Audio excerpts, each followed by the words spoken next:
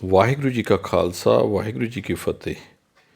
ਏਕ ਓਂਕਾਰ ਸਤਿਗੁਰ ਪ੍ਰਸਾਦ। ਅੱਜ ਤੁਹਾਨੂੰ ਸ਼੍ਰੀ ਹਰਿਮੰਦਰ ਸਾਹਿਬ ਦੇ ਇਤਿਹਾਸ ਬਾਰੇ ਦੱਸਦੇ ਹਾਂ।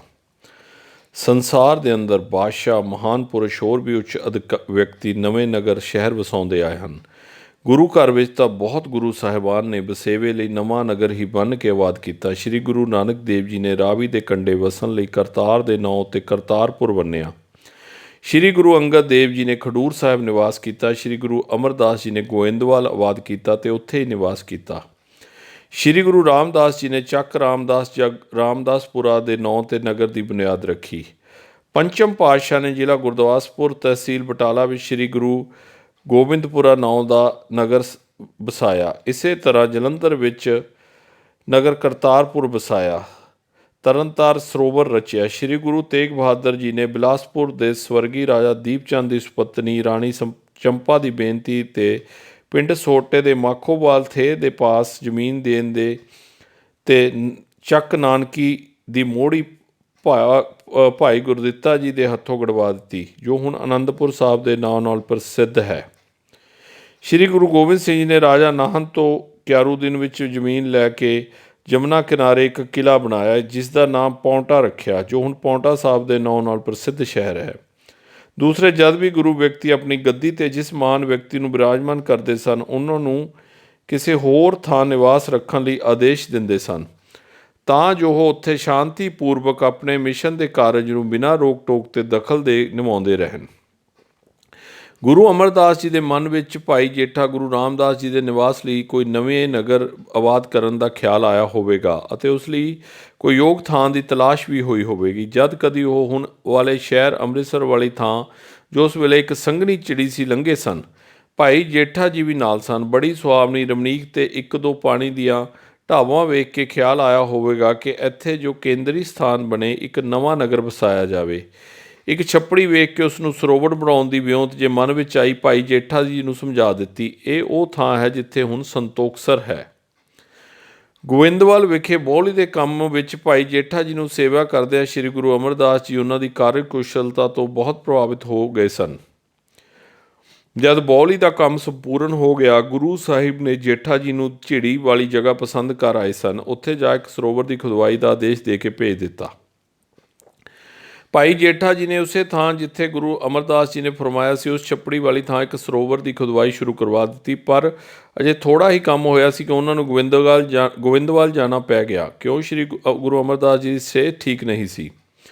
2-3 ਸਾਲ ਬੀਤ ਗਏ ਕਿ ਵਾਪਸ ਨਾ ਆ ਸਕੇ। ਸ਼੍ਰੀ ਗੁਰੂ ਅਮਰਦਾਸ ਜੀ ਬਹੁਤ ਬਿਰਧ ਅਵਸਥਾ ਵਿੱਚ ਪਹੁੰਚ ਗਏ ਸਨ, ਸੋ ਉਹਨਾਂ ਗੁਰੂ ਘਰ ਦੀ ਰੀਤੀ ਅਨੁਸਾਰ ਭਾਈ ਜੇਠਾ ਜੀ ਨੂੰ ਆਪਣੀ ਗੁਰਿਆਈ ਦੀ ਪਦਵੀ ਬਖਸ਼ ਦਿੱਤੀ ਅਤੇ ਹੁਣ ਭਾਈ ਜੇਠਾ ਜੀ ਸ਼੍ਰੀ ਗੁਰੂ ਰਾਮਦਾਸ ਕਹਾਉਣ ਲੱਗੇ। ਸ਼੍ਰੀ ਗੁਰੂ ਅਮਰਦਾਸ ਜੀ ਨੇ ਇਹ ਵੀ ਸੁਝਾਅ ਦੇ ਦਿੱਤਾ ਕਿ ਹੁਣ ਤੁਸੀਂ ਉੱਥੇ ਜਾ ਕੇ ਆਪਣੇ ਲੋੜੀਂਦੇ ਮਕਾਨ ਬਣਵਾ ਕੇ ਉੱਥੇ ਹੀ ਪੱਕੀ ਰਿਹਾਇਸ਼ ਰੱਖ ਕੇ ਨਗਰ ਨੂੰ ਆਬਾਦ ਕਰਨ ਦਾ ਉਪਰਾਲਾ ਵੀ ਕਰਦੇ ਰਹੋ। ਸ਼੍ਰੀ ਗੁਰੂ ਅਮਰਦਾਸ ਜੀ ਤੋਂ ਆਗਿਆ ਲੈ ਕੇ ਬਾਬਾ ਬੁੱਢਾ ਜੀ ਨੂੰ ਨਾਲ ਲੈ ਕੇ ਉਹ ਝਿੜੀ ਵਾਲੀ ਜ਼ਮੀਨ, ਜੋ ਕਿ ਕੁਝ ਇਤਿਹਾਸਕਾਰਾਂ ਨੇ ਲਿਖਿਆ ਗੁਮਟਾਲਾ, ਤੁੰਗ, ਸੁਲਤਾਨਵਿੰਡੀ ਤੇ ਗਿੱਲਵਾਲੀ ਪਿੰਡਾਂ ਵਾਲੀ ਜੂਹ ਵਿੱਚ ਸਾਂਝੀ ਸ਼ਾਮਲਾ ਜ਼ਮੀਨ ਪਈ ਸੀ, ਸੋ ਖਰੀਦ ਲਈ ਗਈ ਅਤੇ ਸੰਤੋਖਸਰ ਦਾ ਟੱਕ ਲਾਇਆ ਗਿਆ। ਪਾਸ ਹੀ ਨਵੇਂ ਨਗਰ ਦੀ ਮੋਹੜੀ ਗੱਡੀ ਸੀ। ਉਸ ਨਗਰ ਦਾ ਨਾਂ ਚੱਕ ਗੁਰੂ ਕਾ ਰੱਖਿਆ। ਪਿੱਛੋਂ ਚੱਕ ਰਾਮਦਾਸ ਜਾਂ ਰਾਮਦਾਸਪੁਰਾ ਪ੍ਰਸਿੱਧ ਹੋਇਆ। ਇੱਕ ਇਤਿਹਾਸਕਾਰ ਗਣੇਸ਼ ਦਾਸ ਵਡੈਰਾ ਲਿਖਦਾ ਹੈ ਕਿ ਸ਼੍ਰੀ ਗੁਰੂ ਅਮਰਦਾਸ ਜੀ ਨੇ ਇਹ ਪਿੰਡ ਚੱਕ ਗੁਰੂ ਬੰਨਿਆ ਅਤੇ ਅੱਗੇ ਚੱਲ ਕੇ ਲਿਖਦੇ ਹਨ ਕਿ ਸ਼੍ਰੀ ਗੁਰੂ ਰਾਮਦਾਸ ਜੀ ਨੇ ਅੰਮ੍ਰਿਤਸਰ ਸਰੋਵਰ ਦਾ ਟੱਕ ਵੀ ਲਾਇਆ। ਉਸ ਦੇ ਨੇੜੇ ਇੱਕ ਛੋਟਾ ਜਿਹਾ ਨਗਰ ਸੀ, ਜਿਸ ਨੂੰ ਚੱਕ ਰਾਮਦਾਸ ਕਹਿੰਦੇ ਸਨ। ਕਈ ਉਸ ਨੂੰ ਚੱਕ ਗੁਰੂ ਹੀ ਆਖਦੇ ਸਨ। ਅੰਮ੍ਰਿਤ ਸਰੋਵਰ ਦੇ ਇਰਦ ਗਿਰਦ ਵੀ ਆਬਾਦੀ ਵਸਦੀ ਗਈ ਅਤੇ ਇੱਕ ਵੱਡਾ ਸ਼ਹਿਰ ਘੁੱਗ ਵਸਣ ਲੱਗਾ। ਉਹ ਛੱਪੜੀ ਵਾਲਾ ਸਥਾਨ ਜਿੱਥੇ ਗੁਰੂ ਰਾਮਦਾਸ ਜੀ ਨੇ ਸਰੋਵਰ ਬਣਾਉਣਾ ਆਰੰਭਿਆ, ਜਿਸ ਨੂੰ ਪਹਿਲਾਂ ਲੋਕਾਂ ਨੇ ਰਾਮਦਾਸ ਸਰੋਵਰ ਦਾ ਨਾਮ ਦਿੱਤਾ। ਗੁਰੂ ਸਾਹਿਬ ਨੂੰ ਪਹਿਲੇ ਆਰੰਭੇ ਸਰੋਵਰ ਨਾਲੋਂ ਵਧੇਰੇ ਕਿਉਂ ਪਸੰਦ ਆਇਆ? ਇਸ ਸਥਾਨ ਜਾਂ ਛੱਪੜੀ ਨਾਲ ਕਈ ਇਤਿਹਾਸਕ ਪ੍ਰਸੰਗ ਜੁੜੇ ਹੋਏ ਹਨ।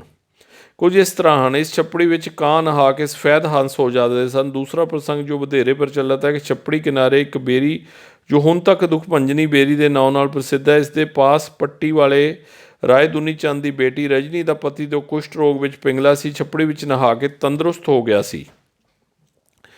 ਪ੍ਰਸਿੱਧ ਵਿਦਵਾਨ ਗਿਆਨੀ ਜੰਗ ਜੀ ਇੰਚਾਰਜ ਸਿੱਖ ਇਤਿਹਾਸ ਰਿਸਰਚ ਬੋਰਡ ਆਪਣੀ ਪੁਸਤਕ ਅੰਮ੍ਰਿਤਸਰ ਸਿਫਤੀ ਦਾ ਘਰ ਵਿੱਚ ਲਿਖਦੇ ਹਨ, ਗੁਰਬਾਣੀ ਅਤੇ ਗੁਰੂ ਇਤਿਹਾਸ ਦੀ ਡੂੰਘੀ ਖੋਜ ਕਰਨ ਤੋਂ ਪਤਾ ਚੱਲਦਾ ਹੈ ਕਿ ਸ਼੍ਰੀ ਅੰਮ੍ਰਿਤਸਰ ਸਾਹਿਬ ਨੂੰ ਕਾਇਮ ਕਰਨ ਦੀ ਭਵਿੱਖਬਾਣੀ ਸ਼੍ਰੀ ਗੁਰੂ ਨਾਨਕ ਦੇਵ ਜੀ ਨੇ ਆਪਣੇ ਪਵਿੱਤਰ ਬਾਣੀ ਵਿੱਚ ਪਹਿਲਾਂ ਹੀ ਕਰ ਦਿੱਤੀ ਸੀ। ਸੇਵੈ ਸਤਿਗੁਰ ਸਮੁੰਦ ਅਥਾਹਾ, ਪਾਵੈ ਨਾਮ ਰਤਨ ਤਨ ਲਾਹਾ, ਵਿਖਿਆ ਮਲ ਜਾਏ ਅੰਮ੍ਰਿਤਸਰ ਨਾਵੈ, ਗੁਰ ਸਰ ਸੰਤੋਖ ਪਾਇਆ।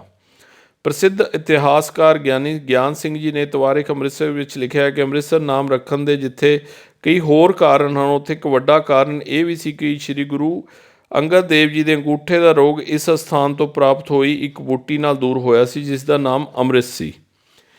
ਇੱਕ ਇਹ ਸਾਖੀ ਵੀ ਇਸ ਅਸਥਾਨ ਨਾਲ ਜੁੜੀ ਹੋਈ ਹੈ ਕਿ ਇੱਥੇ ਇੱਕ ਛੱਪੜ ਸੀ। ਸ਼੍ਰੀ ਗੁਰੂ ਨਾਨਕ ਦੇਵ ਜੀ ਸੁਲਤਾਨਪੁਰ ਲੋਧੀ ਤੋਂ ਪਹਿਲਾਂ ਉਦਾਸੀ ਧਾਰਨ ਕਰਕੇ ਐਮਨਾਬਾਦ ਭਾਈ ਲਾਲੋ ਪਾਸ ਜਾਂਦੇ ਹੋਏ ਇੱਥੇ ਆਣ ਬਿਰਾਜੇ। ਇੱਕ ਅਤੀ ਰਮਣੀਕ ਅਸਥਾਨ ਵੇਖ ਕੇ ਕੀਰਤਨ ਆਰੰਭ ਕੀਤਾ। ਕੀਰਤਨ ਦਾ ਰਸ ਮਾਣਨ ਲਈ ਸੁਲਤਾਨਵਿੰਡ ਨਗਰ ਦਾ ਚੌਧਰੀ ਤਾਰਾ ਅਤੇ ਹੋਰ ਸਤਸੰਗੀ ਇਕੱਠੇ ਹੋ ਗਏ। ਸ਼੍ਰੀ ਗੁਰੂ ਨਾਨਕ ਦੇਵ ਜੀ ਨੇ ਸਭ ਤੋਂ ਪਹਿਲਾਂ ਤਾਰੇ ਨੂੰ ਕੜਾਹ ਪ੍ਰਸ਼ਾਦ ਤਿਆਰ ਕਰਨ ਦੀ ਵਿਧੀ ਸਮਝਾਈ ਅਤੇ ਉਹ ਕੜਾਹ ਪ੍ਰਸ਼ਾਦ ਤਿਆਰ ਕਰਕੇ ਲਿਆਇਆ ਅਤੇ ਕੀਰਤਨ ਦੀ ਸਮਾਪਤੀ ਤੋਂ ਉਪਰੰਤ ਵਰਤਾਇਆ ਗਿਆ। ਸਾਖੀ ਪੋਥੀ ਵਿੱਚ ਵੀ ਇਹ ਲਿਖਿਆ ਹੈ ਕਿ ਇੱਥੋਂ ਹੀ ਕੀਰਤਨ ਉਪਰੰਤ ਕੜਾਹ ਪ੍ਰਸ਼ਾਦ ਵਰਤਾਉਣ ਦੀ ਮਰਿਆਦਾ ਦਾ ਆਰੰਭ ਹੋਇਆ ਹੈ। ਸੋ ਇਸ ਸਥਾਨ ਨੂੰ ਪਹਿਲਾਂ ਹੀ 4 ਗੁਰੂ ਵਿਅਕਤੀਆਂ ਦੇ ਚਰਨ ਕਮਲਾਂ ਦੀ ਸ਼ੋਅ ਪ੍ਰਾਪਤ ਹੋ ਚੁੱਕੀ ਸੀ, ਪਰ ਗੁਰੂ ਜੀ ਨੂੰ ਇਹ ਸਥਾਨ ਕਿਉਂ ਪਸੰਦ ਆਇਆ, ਗੁਰੂ ਹੀ ਜਾਣੇ। ਪ੍ਰੋਫੈਸਰ ਕਰਤਾਰ ਸਿੰਘ ਸਿੱਖ ਇਤਿਹਾਸ ਲਿਖਦੇ ਹਨ ਕਿ ਗੁਰੂ ਰਾਮਦਾਸ ਗੁਰੂਗੱਦੀ 'ਤੇ ਬਿਰਾਜਮਾਨ ਹੋਣ ਮਗਰੋਂ ਪਵਿੱਤਰ ਸਵੇਤ ਵਿੱਚ ਜਾ ਟੁਕੇ ਸਨ। ਆਪਣੇ ਨਿਵਾਸ ਲਈ ਮਕਾਨ ਬਣਵਾਇਆ, ਜਿਸ ਦਾ ਨਾਮ ਗੁਰੂ ਕਾ ਮਹਿਲ ਪਿਆ। ਇਸੇ ਸਾਲ ਅੰਮ੍ਰਿਤ ਸਰੋਵਰ ਦੀ ਖੁਦਾਈ ਦਾ ਗੁਰੂ ਰਾਮਦਾਸ ਜੀ ਨੇ ਆਪਣੇ ਕਰ ਕਮਲਾਂ ਨਾਲ ਟੱਕ ਲਾਇਆ ਸੀ। ਇਹ ਸਾਲ ਸ਼ਹਿਰ ਅੰਮ੍ਰਿਤਸਰ ਦੀ ਸਥਾਪਨਾ ਦਾ ਵਰ੍ਹਾ ਸਿੱਖ ਜਗਤ ਵਿੱਚ ਪ੍ਰਵਾਨਿਤ ਹੋ ਚੁੱਕਾ ਹੈ। ਅੰਮ੍ਰਿਤ ਸਰੋਵਰ ਦੀ ਅਜੇ ਕੱਚੀ ਖੁਦਾਈ ਹੀ ਹੋਈ ਸੀ ਕਿ ਸ਼੍ਰੀ ਗੁਰੂ ਰਾਮਦਾਸ ਜੀ ਨੂੰ ਜੋਤੀ ਜੋਤ ਸਮਾ ਗਏ ਸਨ। ਇਸ ਤੋਂ ਪਹਿਲਾਂ ਉਹ ਆਪਣੇ ਛੋਟੇ ਸਪੁੱਤਰ ਸ਼੍ਰੀ ਗੁਰੂ ਅਰਜਨ ਦੇਵ ਜੀ ਨੂੰ ਗੁਰੂਗੱਦੀ ਬਖਸ਼ ਗਏ ਸਨ।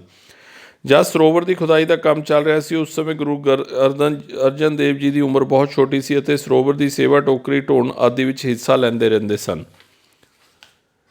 ਸ਼੍ਰੀ ਗੁਰੂ ਅਰਜਨ ਦੇਵ ਜੀ ਨੇ ਸਭ ਤੋਂ ਪਹਿਲਾਂ ਆਪਣੇ ਪਿਤਾ ਸ਼੍ਰੀ ਗੁਰੂ ਰਾਮਦਾਸ ਜੀ ਦੇ ਸਰੋਵਰ ਦੇ ਅਧੂਰੇ ਕਾਰਜ ਨੂੰ ਨੇਪਰੇ ਚੜਾਉਣਾ ਚਾਹਿਆ। ਉਹਨਾਂ ਸਰੋਵਰ ਦੇ ਚਾਰੇ ਪਾਸੇ ਪੱਕੀਆਂ ਪੌੜੀਆਂ ਬਣਾਉਣ ਦਾ ਕੰਮ ਆਰੰਭ ਕੀਤਾ। ਇਸ ਕਾਰਜ ਵਿੱਚ ਬਾਬਾ ਬੁੱਢਾ ਜੀ, ਭਾਈ ਗੁਰਦਾਸ ਜੀ, ਭਾਈ ਸਾਲੂ ਜੀ, ਭਾਈ ਭਗਤਾ ਜੀ, ਭਾਈ ਪਿਰਾਮਾ ਜੀ ਅਤੇ ਭਾਈ ਕਲਿਆਣਾ ਜੀ ਸੇਵਾ ਵਿੱਚ ਹੱਥ ਵਟਾ ਰਹੇ ਸਨ। ਦੂਰੋਂ ਨੇੜਿਓਂ ਸੈਂਕੜੇ ਸਿੱਖ ਸੇਵਕ, ਰਾਜ ਮਜ਼ਦੂਰ ਆ ਕੇ ਸਰੋਵਰ ਦੀ ਸੇਵਾ ਵਿੱਚ ਜੁਟੇ ਰਹਿੰਦੇ ਸਨ।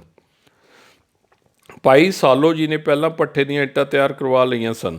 ਹੋਰ ਮਸਾਲੇ ਆਦਿ ਦੀ ਢੁਆਈ ਦੀ ਸੇਵਾ ਸੰਗਤਾਂ ਬੜੇ ਉਤਸ਼ਾਹ ਨਾਲ ਕੀਤੀ ਜਾ ਰਹੀ ਸੀ। ਇਸ ਕਰਕੇ ਪੱਕਾ ਸਰੋਵਰ ਜਲਦੀ ਹੀ ਤਿਆਰ ਹੋ ਗਿਆ। ਸਰੋਵਰ ਦੀ ਛੱਬ ਨੂੰ ਵੇਖ ਕੇ ਗੁਰੂ ਸਾਹਿਬ ਨੇ ਵਾਹਿਗੁਰੂ ਦੇ ਧੰਨਵਾਦ ਵਜੋਂ ਇਹ ਸ਼ਬਦ ਉਚਾਰਿਆ ਸੀ, ਸੰਤਾਂ ਕੇ ਕਾਰਜ ਆਪ ਖਲੋਇਆ, ਹਰ ਕੰਮ ਕਰਾਵਨ ਆਇਆ ਰਾਮ, ਧਰਤ ਸੁਹਾਵੀ ਤਾਲ ਸੁਹਾਵਾ, ਵਿੱਚ ਅੰਮ੍ਰਿਤ ਜਲ ਛਾਇਆ ਰਾਮ। ਅੰਮ੍ਰਿਤ ਜਲ ਛਾਇਆ ਪੂਰਨ ਸਾਜ ਕਰਾਇਆ, ਸਗਲ ਮਨੋਰਥ ਪੂਰੇ, ਜੈ ਜੈਕਾਰ ਭਇਆ ਜਗ ਅੰਤਰ, ਲੱਥੇ ਸਗਲ ਵਿਸੂਰੇ। ਪੂਰਨ ਪੁਰਖ ਅਚੁੱਤ ਅਵਿਨਾਸੀ, ਜਸ ਵੇਦ ਪੁਰਾਣੀ ਗਾਇਆ, ਆਪਣਾ ਵਿਰਦ ਰੱਖਿਆ ਪਰਮੇਸ਼ਰ, ਨਾਨਕ ਨਾਮ ਧਿਆਇਆ।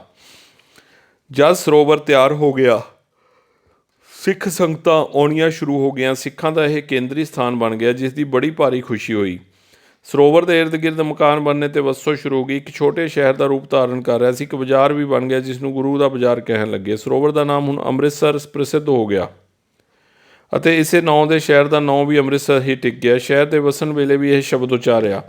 ਸੂਹੀ ਮਹੱਲਾ ਪੰਜਵਾਂ। ਅਬਚਲ ਨਗਰ ਗੋਬਿੰਦ ਗੁਰੂ ਕਾ ਨਾਮ, ਜਪਤ ਸੁਖ ਪਾਇਆ ਰਾਮ, ਮਨ ਇੱਛੇ ਸਹੀ ਫਲ ਪਾਏ, ਕਰਤੇ ਆਪ ਬਸਾਇਆ ਰਾਮ। ਕਰਤੇ ਆ ਬਸਾਇਆ ਸਰਬ ਸੁਖ ਪਾਇਆ, ਪੁੱਤ ਭਾਈ ਸਿੱਖ ਵਿਗਾਸੇ, ਗੁਣ ਗਾਵੈ ਪੂਰਨ ਪਰਮੇਸ਼ਰ, ਕਾਰਜ ਆਇਆ ਰਾਸੇ। ਪ੍ਰਭ ਆਪ ਸੁਆਮੀ ਆਪੇ ਰੱਖਾ, ਆਪ ਪਿਤਾ ਆਪੇ ਮਾਇਆ, ਕਹਿ ਨਾਨਕ ਸਤਿਗੁਰ ਬਲਿਹਾਰੀ, ਜਿਨ ਇਹ ਥਾਨ ਸੁਹਾਇਆ। ਜਿਸ ਸਮੇਂ ਸਰੋਵਰ ਨੂੰ ਪੱਕਿਆ ਕੀਤਾ ਜਾ ਰਿਹਾ ਸੀ, ਉਸ ਸਮੇਂ ਇਸ ਦੇ ਵਿਚਕਾਰ ਇੱਕ ਮੰਦਰ ਬਣਾਉਣ ਦਾ ਅਨੁਭਵ ਹੋ ਗਿਆ ਸੀ। ਉਸ ਮੰਦਰ ਦੀ ਰੂਪ ਰੇਖਾ ਉਹਨਾਂ ਦੇ ਮਨ ਵਿੱਚ ਤਿਆਰ ਹੋ ਗਈ ਸੀ। ਸੋ ਸਰੋਵਰ ਦੇ ਕਾਰਜ ਸੰਪੂਰਨ ਹੋ ਪਰ ਇਸ ਦੇ ਵਿਚਕਾਰ ਹਰਿਮੰਦਰ ਸਾਹਿਬ ਦਾ ਜੋ ਨਕਸ਼ਾ ਗੁਰੂ ਸਾਹਿਬ ਨੇ ਤਿਆਰ ਕੀਤਾ, ਬਾਬਾ ਬੁੱਢਾ ਜੀ ਅਤੇ ਹੋਰ ਸਿੱਖ ਸੰਗਤਾਂ ਨੂੰ ਵਿਖਾਇਆ। ਸਭ ਨੇ ਪ੍ਰਸੰਨਤਾ ਪ੍ਰਗਟ ਕੀਤੀ। ਸ਼੍ਰੀ ਹਰਿਮੰਦਰ ਸਾਹਿਬ ਜੀ ਦਾ ਨੀਂਹ ਪੱਥਰ। ਸ਼੍ਰੀ ਹਰਿਮੰਦਰ ਸਾਹਿਬ ਦੇ ਨੀਂਹ ਪੱਥਰ ਭਾਵ ਬੁਨਿਆਦ ਰੱਖਣ ਦੀ ਮਿਤੀ ਤੇ ਸਾਲ ਵਧੇਰੇ ਕਰਕੇ ਨਿਮਨ ਲਿਖਤ ਅਨੁਸਾਰ ਹੀ ਠੀਕ ਸਮਝਿਆ ਜਾਂਦਾ। ਸ਼੍ਰੀ ਗੁਰੂ ਅਰਜਨ ਦੇਵ ਜੀ ਨੇ ਅੰਮ੍ਰਿਤਸਰ ਸਰੋਵਰ ਦੇ ਵਿਚਕਾਰ ਹਰਿਮੰਦਰ ਦੀ ਨੀਂਹ ਮਾਘ ਦੀ ਸੰਗਰਾਂਦ ਨੂੰ ਮੁਸਲਮਾਨ ਫਕੀਰ ਮੀਆਂ ਮੀਰ ਪਾਸੋਂ ਰਖਵਾਈ ਤੇ ਜੋ ਗੁਰੂ ਸਾਹਿਬ ਦਾ ਪਰਮ ਮਿੱਤਰ ਤੇ ਸ਼ਰਧਾਲੂ ਸੀ। ਇਹੀ ਸੰਮਤ ਮਹਾਨ ਕੋਸ਼ ਉੱਚੇ ਦਰਦ ਹੈ। ਜਿਹੜੇ ਸਰੋਵਰ ਦੀ ਖੁਦਾਈ ਸ੍ਰੀ ਗੁਰੂ ਰਾਮਦਾਸ ਜੀ ਨੇ ਸਭ ਤੋਂ ਪਹਿਲਾਂ ਸ਼ੁਰੂ ਕੀਤੀ ਸੀ, ਅਜੇ ਤੱਕ ਉਹ ਕੰਮ ਵਿੱਚੇ ਛੱਡਿਆ ਅਧੂਰਾ ਹੀ ਪਿਆ ਸੀ। ਉਸ ਨੂੰ ਗੁਰੂ ਸਾਹਿਬ ਜੀ ਨੇ ਸੰਪੂਰਨ ਕਰ ਦਿੱਤਾ ਸੀ। ਇਹ ਤਾਲ ਪਿਸ਼ਾਵਰੀ ਸਿੱਖ ਸੰਤੋਖੇ ਦੇ ਧਨ ਨਾਲ ਬਣਵਾਇਆ ਸੀ, ਇਸੇ ਕਰਕੇ ਇਸ ਦਾ ਨਾਂ ਸੰਤੋਖਸਰ ਰੱਖ ਦਿੱਤਾ ਸੀ। ਸ਼੍ਰੀ ਹਰਿਮੰਦਰ ਸਾਹਿਬ ਦੀ ਉਸਾਰੀ ਦੇ ਕਾਰਜ ਦੀ ਨਿਗਰਾਨੀ ਸ਼੍ਰੀ ਗੁਰੂ ਅਰਜਨ ਦੇਵ ਜੀ ਆਪ ਕਰਦੇ ਸਨ। ਉਹਨਾਂ ਦੇ ਸਹਾਇਕ ਉਹੀ ਗੁਰਮੁਖ ਸਿੱਖ ਬਾਬਾ ਬੁੱਢਾ ਜੀ, ਭਾਈ ਗੁਰਦਾਸ ਜੀ, ਭਾਈ ਸ਼ਾਲੋ ਜੀ, ਭਾਈ ਪਿਰਾਮਾ ਜੀ ਅਤੇ ਭਾਈ ਕਲਿਆਣਾ ਜੀ ਆਦਿ ਸਨ। ਸ਼੍ਰੀ ਹਰਿਮੰਦਰ ਸਾਹਿਬ ਆਉਣ ਲਈ ਦਰਸ਼ਨੀ ਡਿਊਟੀ ਤੋਂ ਹਰਿਮੰਦਰ ਸਾਹਿਬ ਤੱਕ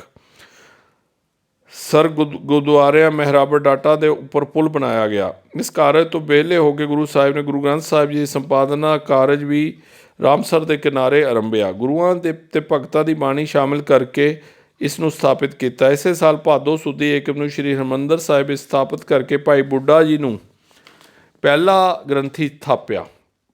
ਉਸੇ ਦਿਨ ਤੋਂ ਉੱਥੇ ਕੀਰਤਨ ਅਤੇ ਹੋਰ ਮਰਿਆਦਾ ਸ਼ੁਰੂ ਹੋ ਗਈ ਸੀ ਅਤੇ ਸਿੱਖਾਂ ਦਾ ਪ੍ਰਮੁੱਖ ਤੇ ਸ਼੍ਰੋਮਣੀ ਪੂਜਨੀਕ ਤੀਰਥ ਬਣ ਗਿਆ। ਵਾਹਿਗੁਰੂ ਦਾ ਜਸ ਤੇ ਸਿਫਤ ਸਲਾਹ ਹੋਣ ਨਾਲ ਨਿਰੰਕਾਰ ਦਾ ਵਾਸਾ ਸੱਚਖੰਡ ਪ੍ਰਤੀਤ ਹੋਣ ਲੱਗਾ। ਹਰੀ ਦੇ ਮੰਦਰ ਦੀ ਸੁੰਦਰਤਾ ਤੇ ਸ਼ਾਨ ਨੂੰ ਗੁਰੂ ਦੇ ਸਾਹਿਬ ਨੇ ਖੁਸ਼ੀ ਵਿੱਚ ਇਹ ਸ਼ਬਦ ਉਚਾਰਿਆ, ਡਿੱਠੇ ਸਵੇ ਥਾਬ ਨਹੀਂ ਤੁਧ ਜਿਹਾ, ਬਦੋ ਪੁਰਖ ਵਿਦਾਤਾ ਤਾਂ ਤੋ ਸੋਇਆ, ਵਸਦੀ ਸਗਨ ਅਪਾਰ ਅਨੂਪ ਰਾਮਦਾਸਪੁਰ, ਹਰੈ ਨਾਨਕ ਕਸਮਲ ਜਾਹੀ ਨਇਆ ਰਾਮਦਾਸ ਸਰ। ਰਾਮਦਾਸ ਸਰੋਵਰ ਵਿੱਚ ਸ਼੍ਰੀ ਹਰਿਮੰਦਰ ਸਾਹਿਬ ਦੀ ਸਿਰਜਣਾ ਅਤੇ ਉਸ ਅੰਦਰ ਆਤਮਿਕ ਗਿਆਨ ਦੇ ਭੰਡਾਰ ਪੋਥੀ ਸਾਹਿਬ ਸ਼੍ਰੀ ਗੁਰੂ ਗ੍ਰੰਥ ਸਾਹਿਬ ਜੀ ਦੀ ਸਥਾਪਨਾ ਨਾਲ ਦੇਸ਼ ਦਾ ਇੱਕ ਮਹਾਨ ਤੀਰਥ ਬਣ ਗਿਆ। ਜਿਉਂ-ਜਿਉਂ ਨਗਰ ਦੀ ਆਬਾਦੀ ਵੱਧਦੀ ਗਈ, ਕੱਟੜੇ ਬਾਜ਼ਾਰ, ਮੰਡੀਆਂ ਅਤੇ ਬੁੰਗੇ ਹੋਂਦ ਵਿੱਚ ਆਉਂਦੇ ਗਏ। ਸਿੱਖਾਂ ਦੇ ਧਾਰਮਿਕ ਕੇਂਦਰ ਤੋਂ ਬਿਨਾਂ ਭਾਰਤ ਦੇ ਉੱਤਰ ਵਿੱਚ ਇਹ ਇੱਕ ਵੱਡਾ ਵਪਾਰਕ ਕੇਂਦਰ ਵੀ ਬਣਦਾ ਗਿਆ। ਹਰ ਕਿਸਮ ਦੇ ਵਪਾਰ ਵਿੱਚ ਵਾਧਾ ਹੁੰਦਾ ਗਿਆ। ਇਸ ਤੋਂ ਬਿਨਾਂ ਸਾਹਿਤਕ, ਸੱਭਿਆਚਾਰਕ, ਵਿੱਦਿਆ ਅਤੇ ਸਿੱਖ ਧਰਮ ਦੇ ਅਧਿਐਨ ਦਾ ਇੱਕ ਉੱਚ ਪੱਧਰਾ ਸ਼ਹਿਰ ਦੇ ਰੂਪ ਵਿੱਚ ਉਜਾਗਰ ਹੋ ਗਿਆ। ਪੰਚਮ ਪਾਤਸ਼ਾਹ ਦੇ ਬਰਿਆਮ ਸਪੁੱਤਰ ਅਤੇ ਵੱਡੇ ਸੂਰਮੇ ਸ਼੍ਰੀ ਹਰਗੋਬਿੰਦ ਜੀ ਨੇ ਅਕਾਲ ਤਖਤ ਦੀ ਰਚਨਾ ਕਰਕੇ ਭਗਤੀ ਨਾਲ ਸ਼ਕਤੀ ਦਾ ਮਿੱਠ ਜੋੜ ਕਰ ਦਿੱਤਾ, ਜਿਸ ਨੇ ਸਿੱਖ ਕੌਮ ਵਿੱਚ ਚੜ੍ਹਦੀ ਕਲਾ ਦਾ ਮਨੋਬਲ ਪੈਦਾ ਕਰ ਦਿੱਤਾ। ਹੁਣ ਸਿੱਖ ਸੰਗਤ ਤੇ ਸਿਪਾਹੀ ਦੋਨੋਂ ਜ਼ਿੰਮੇਵਾਰੀ ਨਿਭਾਉਣ ਦੇ ਸਮਰੱਥ ਹੋ ਗਿਆ। ਜਿੱਥੇ ਕਿਤੇ ਵੀ ਸਿੱਖ ਰਹਿੰਦਾ ਸੀ, ਸਾਲ ਦੇ 2 ਵਾਰੀ ਦੀਵਾਲੀ ਅਤੇ ਵਿਸਾਖੀ ਨੂੰ ਅੰਮ੍ਰਿਤਸਰ ਦੇ ਦਰਸ਼ਨ ਇਸ਼ਨਾਨ ਲਈ ਜ਼ਰੂਰ ਪੁੱਜਦਾ। ਇਹਨਾਂ ਦੋਵੇਂ ਅਫਸਰਾਂ ਦੇ ਭਾਰੀ ਇਕੱਠ ਹੋਣ ਲੱਗਿਆ ਅਤੇ ਕੌਮ ਨਾਲ ਸੰਬੰਧਿਤ ਮਾਮਲੇ 'ਤੇ ਵਿਚਾਰਾਂ ਹੁੰਦੀਆਂ ਸਨ। ਬੰਦਾ ਸਿੰਘ ਬਹਾਦਰ ਦੇ ਬੰਦ ਕੱਟ ਕੇ ਸ਼ਹੀਦ ਕਰ ਦੇਣ ਮਗਰੋਂ ਇਸ ਮਹਾਨ ਪਵਿੱਤਰ ਤੀਰਥ ਹਰਿਮੰਦਰ ਸਾਹਿਬ ਨੂੰ ਲੋਹ ਭਿੱਜੇ ਕਸ਼ਟਾਂ ਵਿੱਚੋਂ ਲੰਘਣਾ ਪਿਆ। ਉਸ ਸਮੇਂ ਮੁਗਲ ਰਾਜ ਦੇ ਹਾਕਮਾਂ ਦੀ ਕਰੋਪੀ ਦੇ ਹਮਲੇ ਹੋਣੇ ਆਰੰਭ ਹੋਏ। ਉਹਨਾਂ ਨੇ ਇਸ 'ਤੇ ਕਬਜ਼ਾ ਕਰ ਲਿਆ। ਸਿੱਖਾਂ 'ਤੇ ਦਰਸ਼ਨ ਇਸ਼ਨਾਨ ਦੀ ਪਾਬੰਦੀ ਲਾ ਦਿੱਤੀ। ਪੈਰੋਂ ਲੱਗਿਆ ਵਿੱਚ ਸਿੱਖ ਵੇਲੇ ਕੁਵੇਲੇ ਆ ਕੇ ਸਰੋਵਰ ਵਿੱਚ ਇਸ਼ਨਾਨ ਕਰ ਜਾਂਦੇ ਸਨ। ਸਿੰਘਾਂ ਦੀਆਂ ਕੁਰਬਾਨੀਆਂ। ਸ਼੍ਰੀ ਹਰਿਮੰਦਰ ਸਾਹਿਬ ਜੀ ਦੀ ਪਵਿੱਤਰਤਾ ਅਤੇ ਸਤਿਕਾਰ ਖਾਤਰ ਅਤੇ ਦਰਸ਼ਨ ਇਸ਼ਨਾਨ ਦੀ ਆਜ਼ਾਦੀ ਨੂੰ ਕਾਇਮ ਰੱਖਣ ਖਾਤਰ ਸਿੱਖਾਂ ਨੇ ਬੇਅੰਤ ਜਾਨਾਂ ਵਾਰੀਆਂ। ਹਰ ਹਮਲੇ ਮਗਰੋਂ ਵਧੇਰੇ ਸ਼ਕਤੀਸ਼ਾਲੀ ਹੋ ਕੇ ਵਿਚਰਦੇ ਲੋਕ ਹੈਰਾਨ ਸਨ ਕਿ ਸਿੰਘ ਕਿਸ ਮਿੱਟੀ ਦੇ ਬਣੇ ਹਨ। ਕਹਿ ਤੇ ਅਸਹਿ ਜੁਰਮਾਂ ਅਤੇ ਕਸ਼ਟਾਂ ਨੂੰ ਝੱਲ ਕੇ ਵੀ ਦਿਲ ਨਹੀਂ ਹਾਰਦੇ ਅਤੇ ਚੜ੍ਹਦੀ ਕਲਾ ਵਿੱਚ ਰਹਿੰਦੇ ਹਨ। ਜਦ ਪੰਜਾਬ ਵਿੱਚ ਸਿੱਖਾਂ ਦਾ ਕਤਲੇਆਮ ਹੋਇਆ ਅਤੇ 2 ਘੱਲੂਘਾਰਿਆਂ ਦੀਆਂ ਦੁਰਘਟਨਾਵਾਂ ਵਾਪਰੀਆਂ, ਬਾਕੀ ਰਹਿੰਦੇ ਸਿੱਖ ਪਹਾੜਾਂ ਅਤੇ ਰਾਜਸਥਾਨ ਅਤੇ ਮਰੂਥਲਾਂ ਵਿੱਚ ਛੁਪ ਕੇ ਦਿਨ ਕੱਟੀ ਕਰ ਰਹੇ ਸਨ।